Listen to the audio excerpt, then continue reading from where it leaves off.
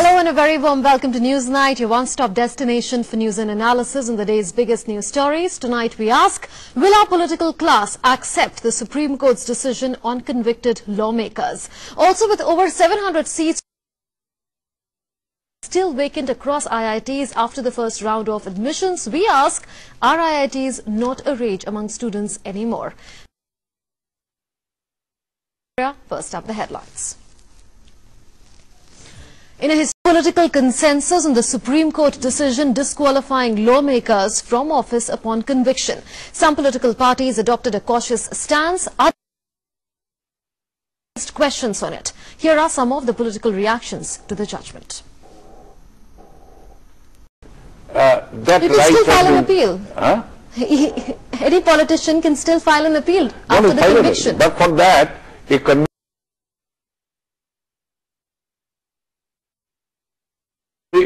his conviction, the action has already been taken on him by disqualifying.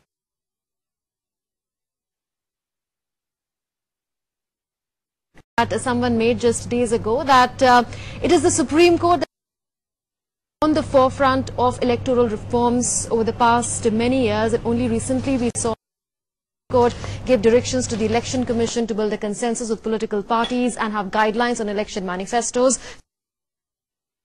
Now, the Supreme Court has put the onus of freeing the clutches on Parliament. It has also expressed displeasure over the CBI's latest status report, coal block allocation scam. The court has directed the government to file an affidavit detailing the procedure and methodology adopted for the award of coal blocks.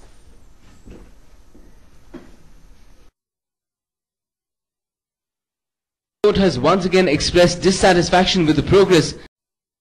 Investigations into the Bodh Gaya serial blast failing to make much headway. The NIA today announced a reward of Rs 10 lakh regarding the bombers. No lead with the alleged solar scam in the state today. Protests were also held in New Delhi by the left parties to demand the resignation of Kerala Chief Minister Munmun has refused to relent. In the world of politics, sports and business, our Twitter handle is DD News Live. We'll be back in just a bit. Please don't go anywhere.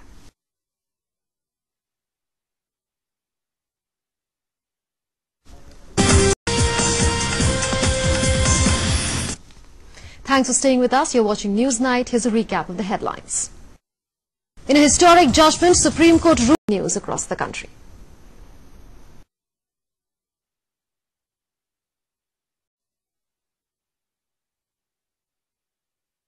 The Indian security forces in Kupwara district of North Kashmir after militants opened fire of the Rashtriya Rifles earlier today. Lance Naik Govind Singh of 31 Rashtriya Rifles succumbed. The government has put the number of missing people in last month's tragedy at 5,360 and has announced that the pilgrimage to shrines will resume by the 30th of September. This even as fresh rainfall pounded several parts of the state. Lives in Chamoli and Garhwal district. He has formed a cabinet committee to oversee reconstruction and rehabilitation in the. So far,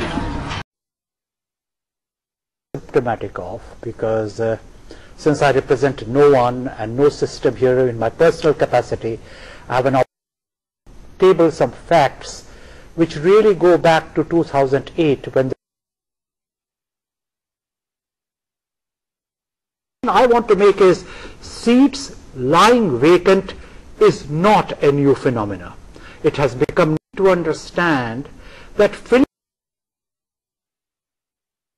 take admission because they don't have confidence in the newer IITs that have come up at a frenetic pace over the past few years, and also because